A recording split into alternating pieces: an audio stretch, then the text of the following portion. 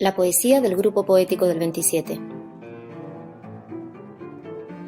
La generación del 27 se formó en los años de la dictadura de Primo de Rivera y alcanzó su auge durante la Segunda República, que supuso una época de apertura y libertades.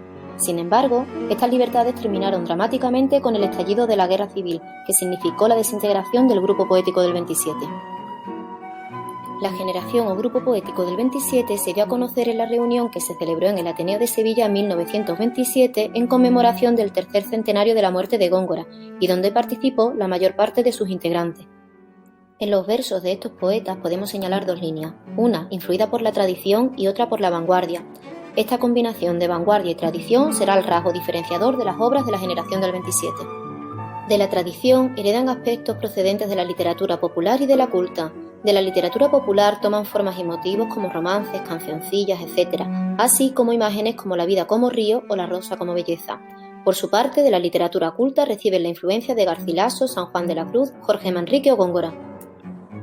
Por influencia de la vanguardia desaparecen las medidas y las rimas de los versos, se emplean formas métricas innovadoras como el verso libre o el versículo y se introducen nuevos motivos temáticos tales como la bombilla o el automóvil.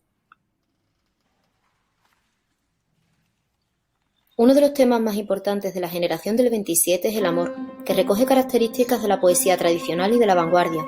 Se entiende como una fuerza que da sentido a la vida y por la que el hombre alcanza la plenitud, y es un amor en todas sus manifestaciones, amor heterosexual, pero también homosexual. Otro de los temas serán las preocupaciones sociales. Los poetas del 27 sufren la Guerra Civil y la Segunda Guerra Mundial, y eso se plasmará en sus obras. Por otro lado, también protestarán por la marginación que sufren ciertos grupos sociales. También podemos señalar las inquietudes íntimas. Los poetas se plantearán cuestiones relacionadas con el destino, la condición humana, la frustración, los deseos inalcanzables y la angustia de la existencia. Por último, hemos de destacar el tema de la muerte en sentido trágico. Los autores muestran la lucha del ser humano con su destino, un destino que acaba imponiéndose. Esto provocará dolor, llanto y frustración. Otros motivos temáticos son la ciudad, vista como progreso pero también desde un punto de vista negativo, pues deshumaniza al hombre, las artes y la naturaleza. El estilo de la generación del 27 se caracteriza por el empleo de la imagen visionaria, la combinación de metros tradicionales con el verso libre y la consecución del ritmo por el lugar que ocupan las palabras en el poema.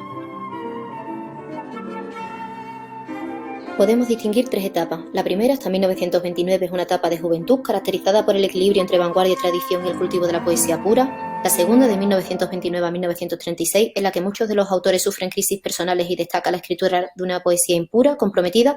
Y la tercera, a partir de 1936, supone la desintegración con el estallido de la Guerra Civil. El primero de los autores es el poeta gaditano Rafael Alberti. Toda su poesía gira en torno a la nostalgia de lo que ha perdido, el mar, España o el puerto de Santa María. Su obra evoluciona a lo largo de diferentes etapas, desde una poesía neopopular hasta otra comprometida. Entre sus obras destacan Marinero en tierra, Sobre los ángeles, El poeta en la calle y Roma, peligro para caminantes. Federico García Lorca nos muestra un universo trágico y violento. Sus obras tratan temas como el amor, la frustración y la muerte en sentido trágico y destaca el uso de los símbolos. Podemos encontrar dos etapas en su trayectoria, hasta 1928 con clara influencia de la poesía popular y tradicional en obras como Romancero gitano y Poema del Cantejondo, y a partir de 1928 donde se ve una clara influencia del surrealismo como en Poeta en Nueva York. El sevillano Luis Cernuda recoge a partir de 1936 toda su obra bajo el título La realidad y el deseo, pues en torno al choque de los deseos con la realidad gira toda su producción. En él se perciben influencias del surrealismo y el romanticismo. Entre sus obras destacan Los placeres prohibidos, Donde habita el olvido, Las nubes o Desolación de la quimera. Otro de los autores es el sevillano Vicente Aleixandre, considerado principal poeta surrealista español.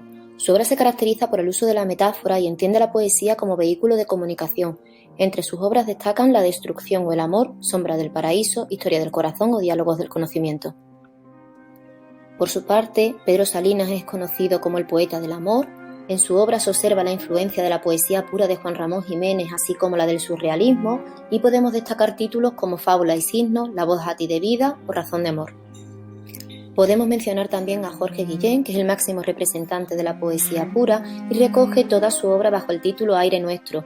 Ahí engloba títulos como Cántico, Clamor y Homenaje.